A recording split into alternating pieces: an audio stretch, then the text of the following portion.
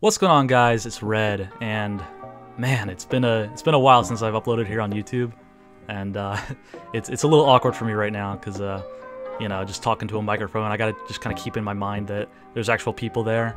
It's a little weird, but I'll get used to it again. You know, I've been doing the Twitch, and it's a little different. This is more intimate here on YouTube, but yeah, I'm gonna jump into this. This is gonna be kind of like an updater video.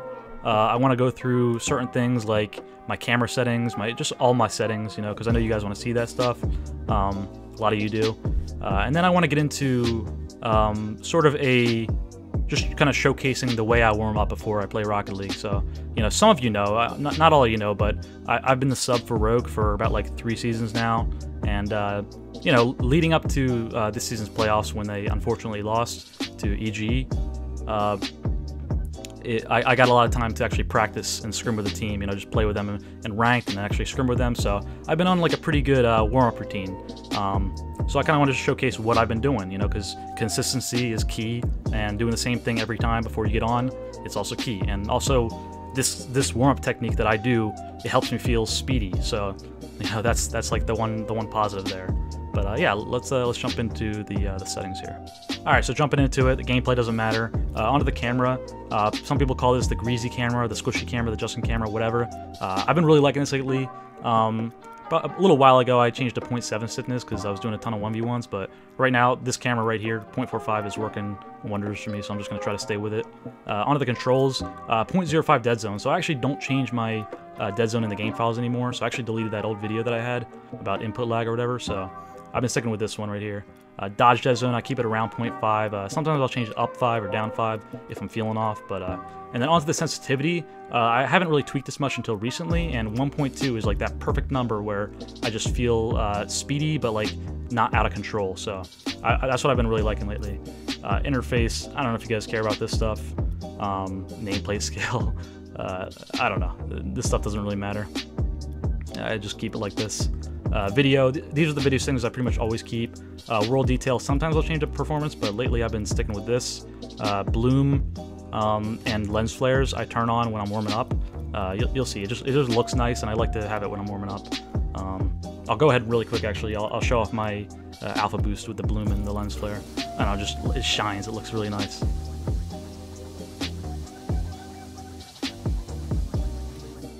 Yeah, so I'm going to show off my presets really quick. So hot, I mean, this is just showing off that Dissolver decal. It looks so good on pretty much anything.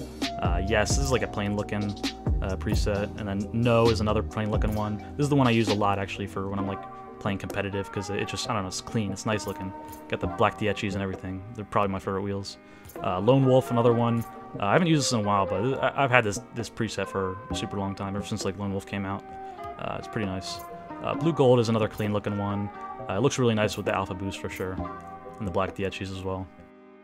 Yeah, and another one, dude, Dissolver looks so good on pretty much any car. I'm not gonna go through and show you guys the individual car colors.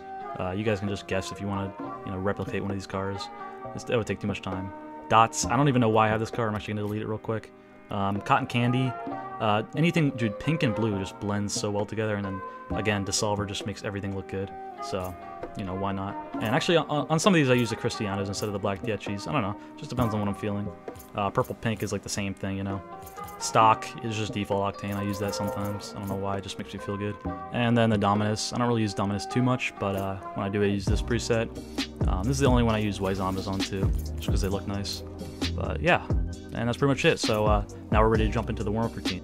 Alright, so we go into exhibition match, and then I go ahead and change the map to Manfield Night, obviously, because the map matters a lot. And then for the settings, you go slow-mo, unlimited boost, unlimited time, you know, the usual thing you do when you warm up. But yeah, the slow-mo is the huge part of why I like doing this for warm-up, because it just makes me feel, you know, extremely speedy. And I can kind of explain why I think that is. So I like to practice a lot of like recovery mechanics, you know, wave dashes, different kinds of like tough angles, like just taking different kinds of like power shots on net, like wall reads and stuff like that. And what I think it does, you know, I might be wrong here, you know, tell me if I'm wrong, but I think that there's like something to do with, you know, your brain is seeing this slow-mo, and it's so much easier to like plan out your moves. Like, you know, when you go up to the ball, you hit it like a certain way.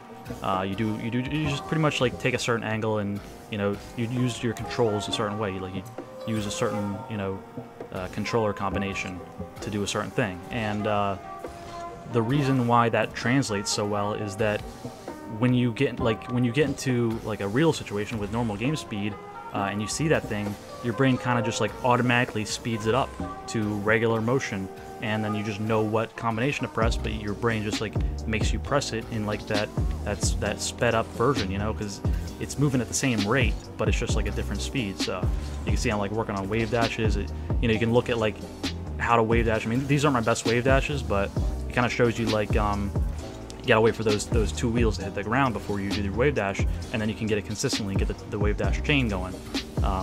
Like half flips, I do plenty of those in the warm up too. I typically, if I had to suggest something, I'd say, listen to some chill music while you do this. I usually do like 30 minutes to an hour of this before I warm up, just because I don't know, I like it. It's relaxing. I usually listen to a Pink Floyd playlist. Just because I don't know, that the slow like tempo of the Pink Floyd it really blends well with the gameplay. Try it out. You'll know what I mean if you try it. And yeah, you work on different things like air dribbles and stuff. I don't know, it just for some reason it translates well. And a lot of people have said that, oh, I'm struggling with the heavy car bug. I'm using air quotes here because I don't think it's actually a bug. I think it's just like a mental thing, If you play in slow-mo a little bit and then you hop into like the regular game mode, your car feels extremely light. And trust me, like sometimes it feels a little weird too. Like when after playing this for like a half hour or something, like as soon as I jump into regular game speed, it feels a little off. I don't really feel that good, but I feel like super lightweight. And you'll like after like 10-15 minutes of regular warm up, then you'll feel good again. So I don't know. It depends on like how much you're trying to warm up, how much you're trying to improve. I mean, again, I just want to say this is what I do. It's not what you have to do to get decent, but it's been working for me lately. Like every time I when I was getting on for scrims, after this is done, I felt super good. So yeah, that's pretty much it for the slow-mo part. Then I'll hop over to the regular speed and kind of show you what I do. All right, so jumping into this, I changed back to Manfield Day just because, I don't know, it's like, changing from slow-mo to fast-mo, you gotta change something. I took the slow-mo off, obviously, but keep the other settings, unlimited boost, unlimited time, and I'll also take off the bloom and the lens flares. This is just personal stuff, I like it not distracting me at all. I like it for the warm-up, but not for the actual, when I'm feeling fast. So now I'm obviously feeling like super speedy, your car feels super light, you get some flicks in there, just your mechanics feel like just, I don't know, like jittery almost. And to a degree, it's kind of hard to control. It's kind of hard to like, it's kind of hard to do everything accurately at first. So you might struggle a little bit, but the more you kind of like practice with this, the more you kind of like get warmed up, you'll see like your flicks and just everything is just kind of just on point. I don't know. I'll work on different mechanics like the flicks in here.